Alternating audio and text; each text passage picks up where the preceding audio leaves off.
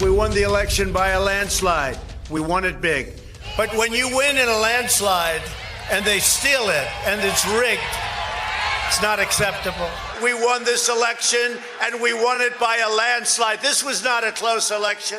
This was a landslide. We won this election in a landslide. If you keep saying it, does it eventually come true? It's a familiar claim the former president has hammered on before and after January the 6th.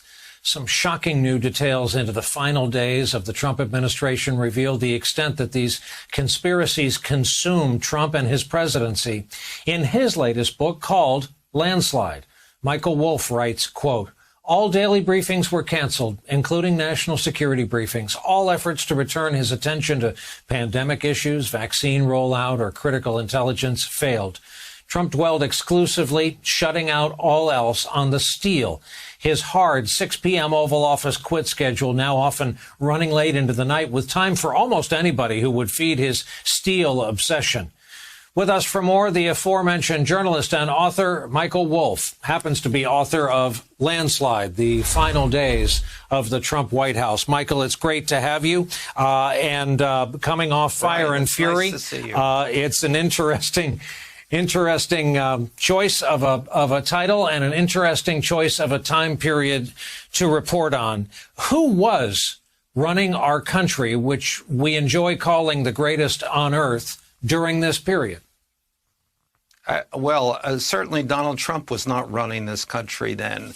All Donald Trump was concerned about was that this election had been stolen from him. And he was singularly obsessed about this. This is an obsession that went beyond, this was the grand obsession. Forget the big lie, which I think I would prefer to call it the big lunacy. And he is the lunatic in chief.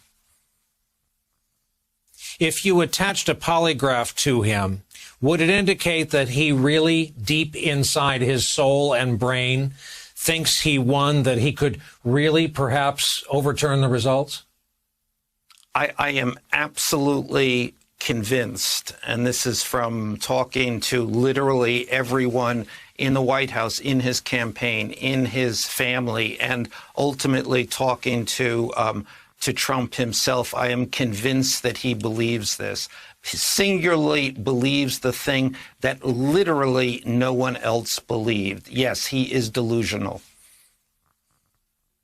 Your account of the West Wing on 1/6 is jaw-dropping. What I remember is your depiction of Ivanka walking from office to office through the West Wing. She was most recently psyched to hear that their kids got into private school in Florida, where they were about to relocate. She at one point suggests calling in the National Guard.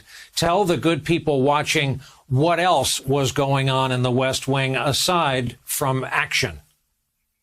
Very little was going on in the West Wing. It's really important to remember that there was almost nobody in the West Wing from November 3rd, Election Day on. What you have, and a key theme, is that everybody in the White House, in the campaign, even in his family, is trying to get away from him, get away from this ludicrous effort to argue that the campaign, that the election was stolen from him, and to get away from the effort, completely out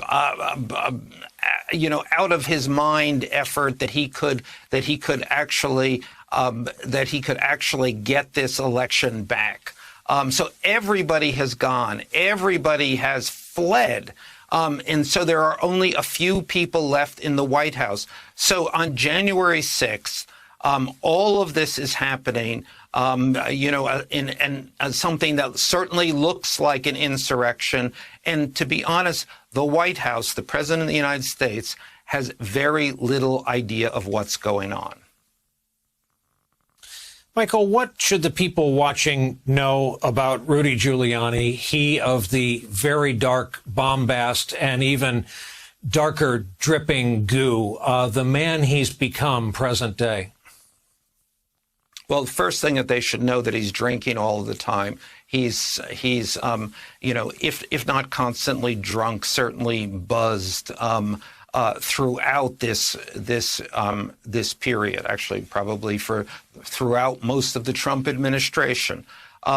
Beyond that, or in addition to that, Rudy he's a desperate figure, he will do anything to be at the center of attention. And if that involves saying anything that Trump wants to hear, he will certainly do that, as we've seen. And again, everyone in the White House, in the campaign, in Trump's family knows that this is incredibly destructive to the Trump White House. Many of them actually blame Rudy even more than they blame the president, although everybody also blames the president for the catastrophe of the last 4 years.